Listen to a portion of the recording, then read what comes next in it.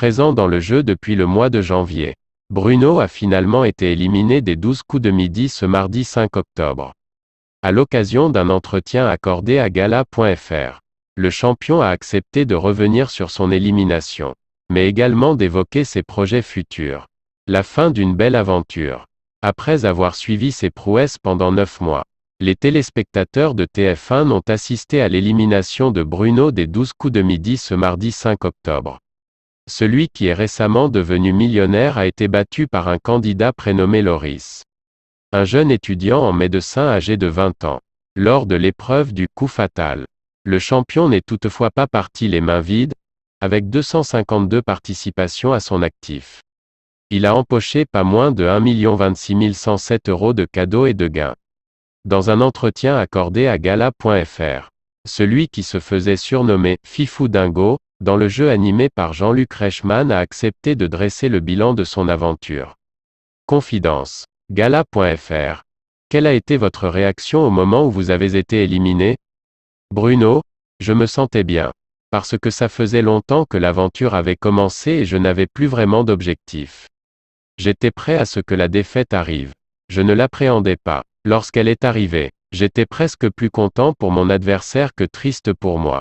Gala.fr. Vous êtes reparti avec une cagnotte de 1 026 107 €. Mais vous ne toucherez pas cette somme dans son intégralité. Pour quelle raison, Bruno? À chaque fois qu'on gagne une étoile mystérieuse, on gagne l'entièreté des cadeaux qui la composent.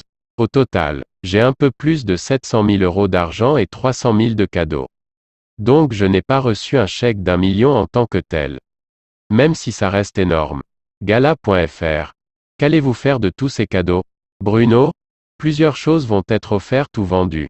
Quand on reçoit 9 télévisions, même si on en garde une pour soi et qu'on en distribue à nos proches, il nous en reste toujours. Donc j'essaie de revendre petit à petit pour faire un peu de place. Gala.fr. Avez-vous pu échanger avec Loris après votre élimination? Si oui. Quels conseils lui avez-vous donné? Bruno? Oui, on a eu le temps d'échanger après mon élimination. On s'est aussi ajouté sur les réseaux sociaux, où on a pu discuter. Je lui ai conseillé de ne pas se mettre la pression, de rester détendu et de s'amuser. Gala.fr. Après votre élimination, Jean-Luc Reichmann vous a adressé un message personnel sur les réseaux sociaux. Vous avez gardé contact avec lui? Bruno? Il m'a donné son numéro.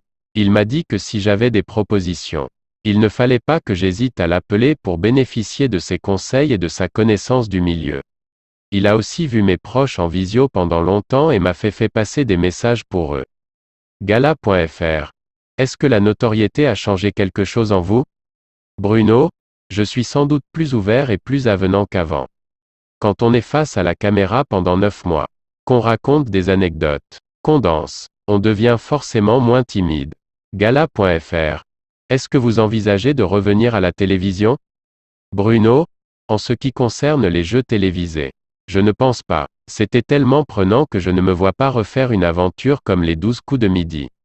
Pour l'instant, je n'en ai pas la force, ni l'énergie. Après, si on me propose quelque chose d'amusant, pourquoi pas, mais là j'ai vraiment besoin de faire une pause.